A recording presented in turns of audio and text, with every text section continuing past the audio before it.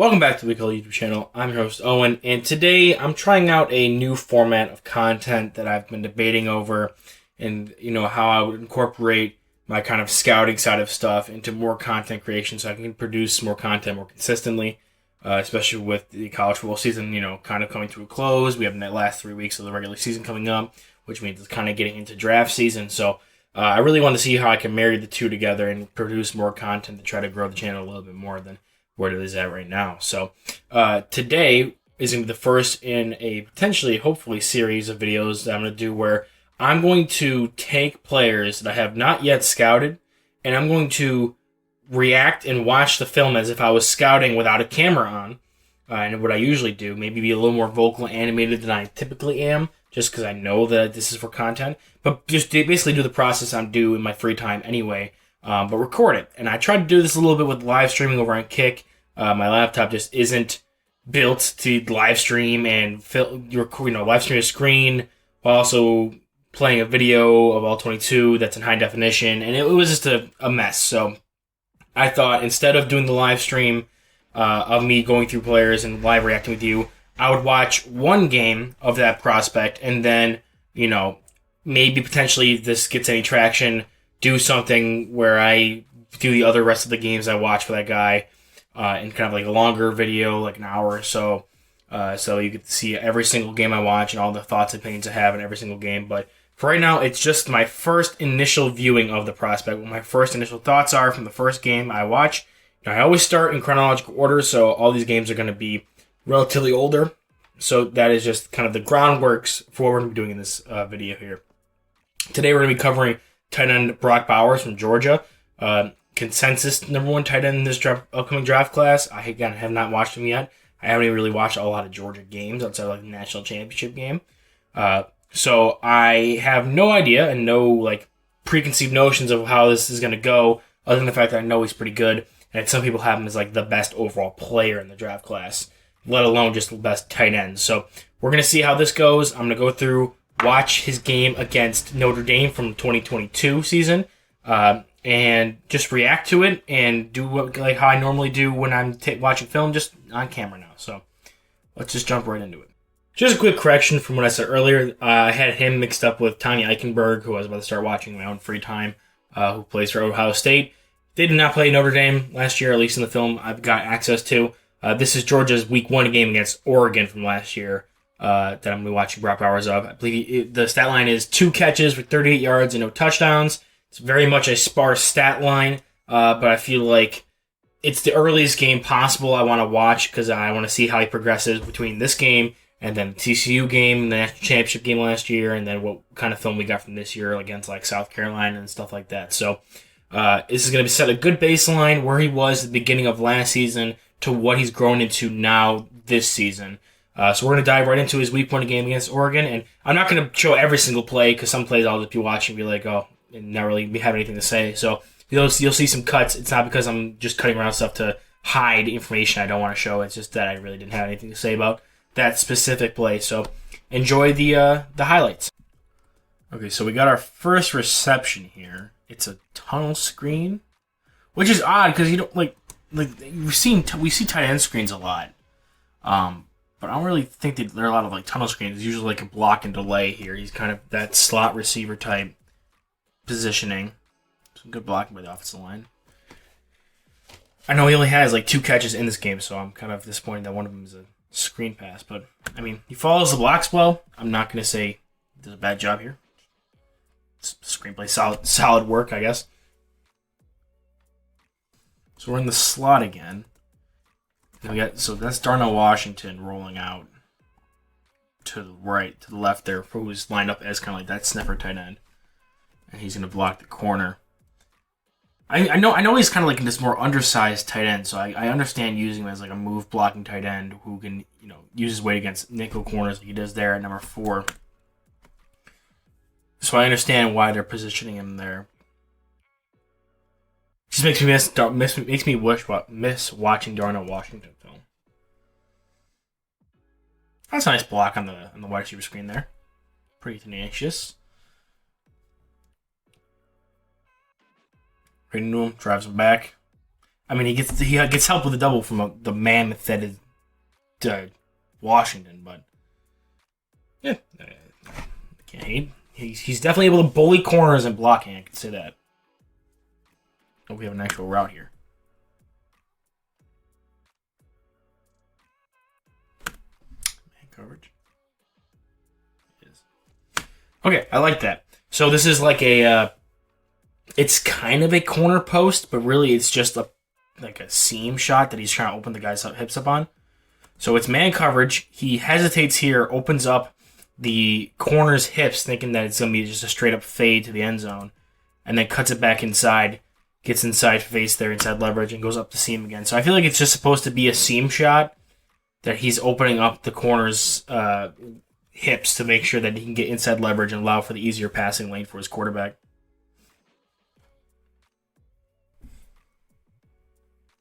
So I like his movement to the second level to get to that linebacker. It's like he's on the linebacker. If he can hold that block there, but he's on the linebacker, and if he can hold that there, they should be able to clear this guy out. I'm expecting this running back can beat out this D tackle, but he just can't he doesn't have the grip strength. Well, I mean, the running back guy doesn't even beat out the D tackle, but it's not as well blocked as I thought it was originally. But like, still ignoring that, like he gets to the linebacker, but he gets kind of like jarred. Like he doesn't really hold his block well.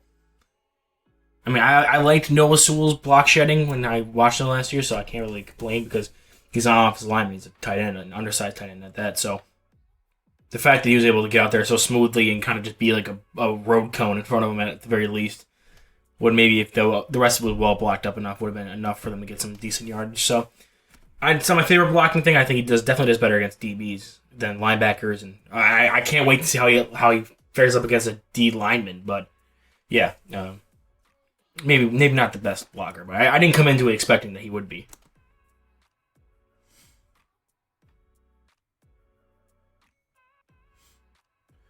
Oh, that's lovely. That's a fantastic block.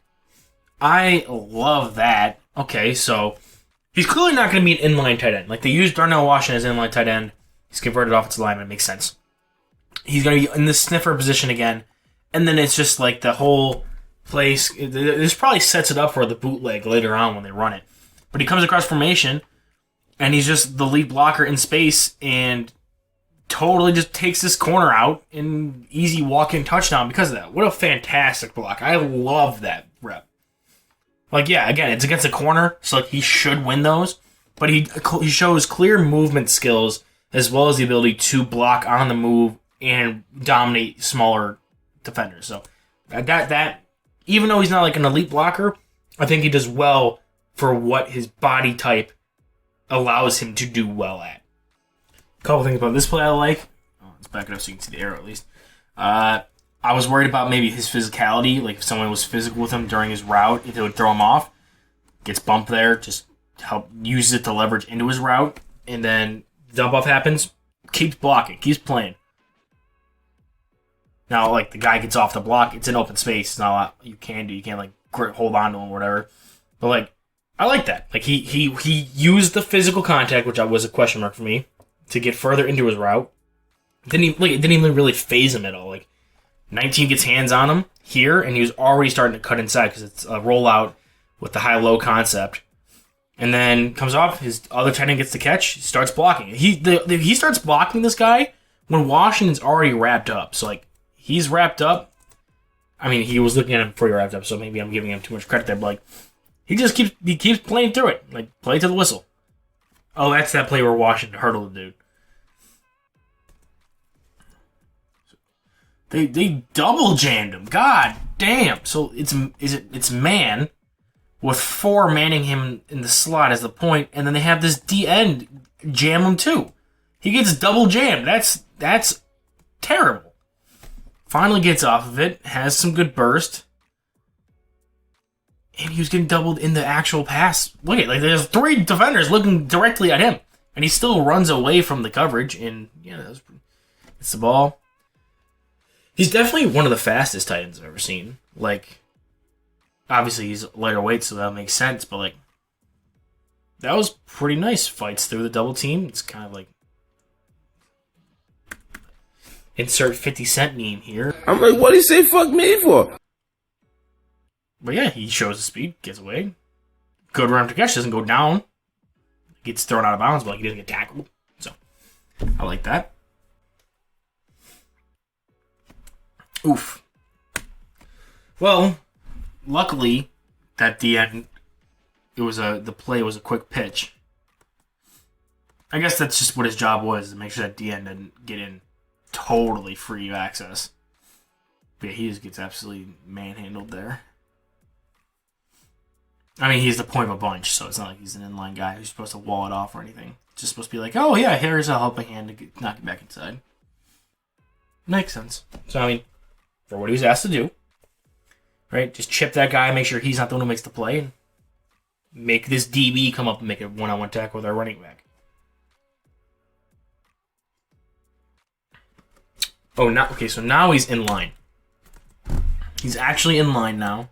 Meets the D-end. Good hand placement. Fights. Yeah. I can't complain about that. Especially it's on the goal line. Like, he's not a dominant run blocker. Like, can't even miss it. Like, he's not like gonna road grade it, but like, or pave the road over there.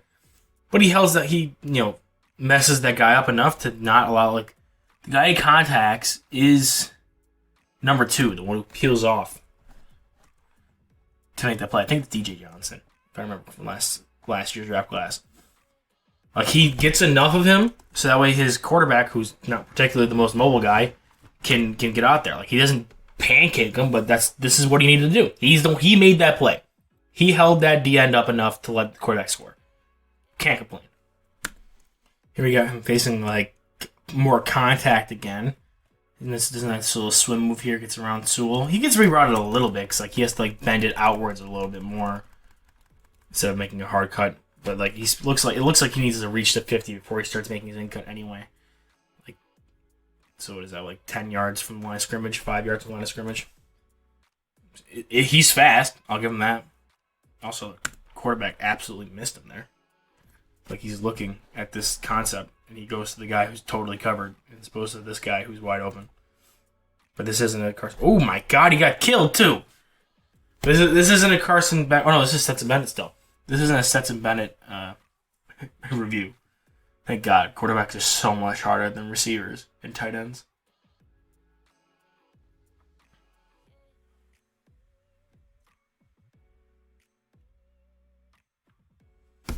Again, I can't really complain with his blocking effort here. Like, again, it's a smaller defender. I think it's another DB. But he does his job. And he plays to the whistle. It's not like he just gives up. It's not like he's an unwilling blocker. Yeah, it's a number 4 again. Uses his size and pushes him out of the lane. So, can't complain when he's asked to, be able to get DBs. And if you're going to have him playing in like a slot tight end role, that's who he's going to be blocking the majority of the time if he's not like crackback or chip blocking a linebacker. So, I mean, one-on-one with DB shows he can dominate them. But is that really what... Like, I'm not going to draft him expecting him to be able to blow up a DN like I would have if I was drafting Darnell Washington. So, like, that makes sense. I don't know who I'm arguing with. Yeah, like he chipped the linebacker there, and that linebacker doesn't make the play. Hits him, so the guy he hits is Sewell, and Sewell doesn't get the play. He's a tick late now because he got chipped. He's not going to absolutely kill the linebacker, but he does enough to let the play work.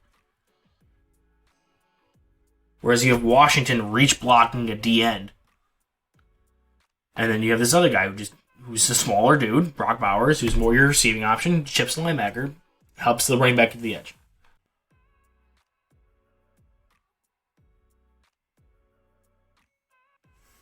Okay, another block on a DB. Sniffer roll here. Gets hands on, but doesn't like totally wipe him out, and the DB makes the play. But like, yeah, that's not the best. I feel like of the DB blocks he's made in this game, that's probably the worst, just because the player made the play. I mean, that's a low probability tackle. Like, he tackles the guy by the ball. If he had better contact balance in that play, probably would have stayed up and could have gotten a touchdown, really. Darnell Washington's a one-man wrecking crew once he gets past there.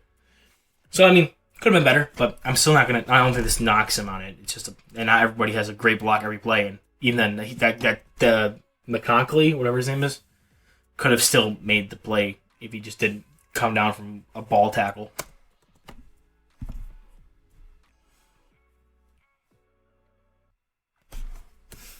So he's in a 3-point stance here at the bottom of the screen. This is probably only the second play of this whole game where he's actually in a 3-point stance on the line of scrimmage. Doesn't slow him down getting into his route at all, so I mean, I don't hate it. It's still kind of like a field stretcher from the tight end position even when he's in a 3-point. It's one of the things I was concerned about, the fact that he stood up a lot. But yeah, no, he still has got the good speed, got good get out of the blocks. Maybe not as good as with the 2-point, but he's still definitely a deep threat on this play. Clears out the safety. Solid. Solid.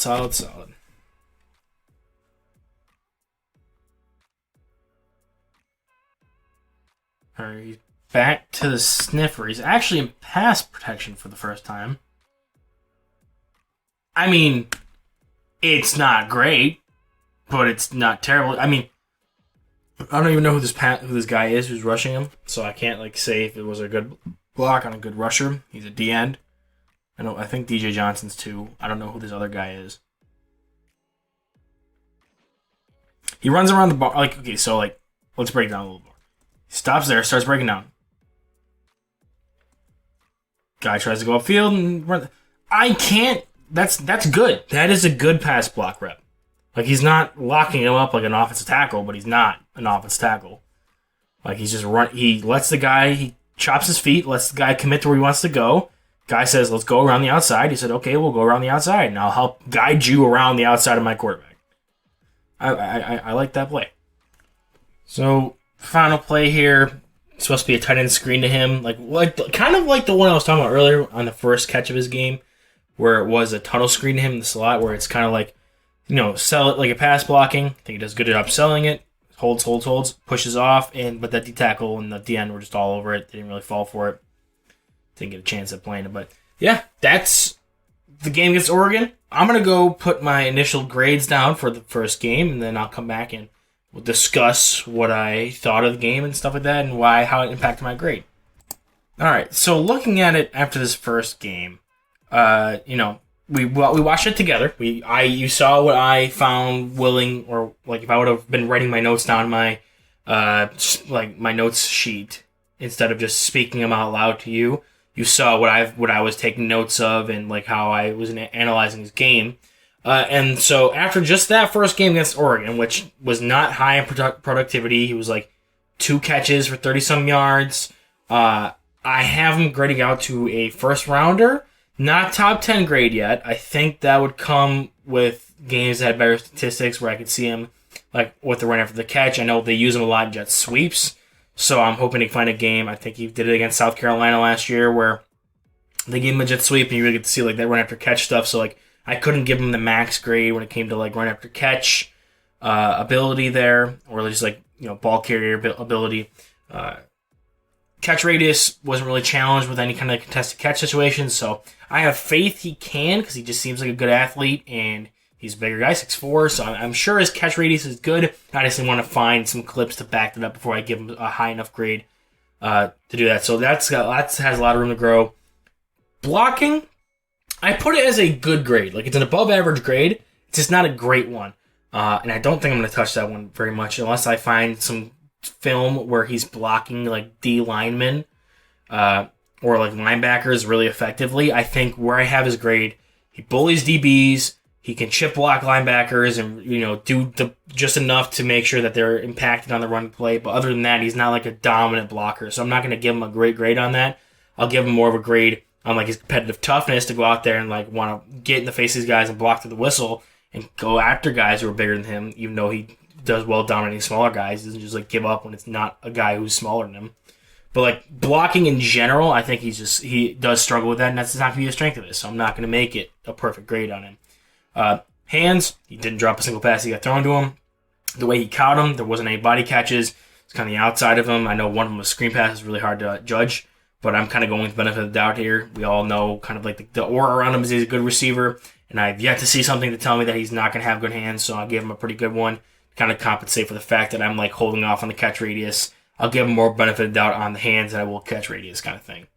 Versatility is so with the way my grading system works is I usually put one skill trait that I view as like the most important for success when it comes to that position group at the NFL level, and I take 1 point away from the least one and give it to the most one. So like everything's out of 10, but the least important one, which for tight ends is rack ability, because you don't really look at tight ends and see like how well they do after the catch.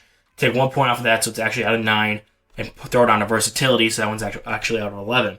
So while this would have been like a near perfect grade if it was out of 10, since it's out of 11, it's slightly less.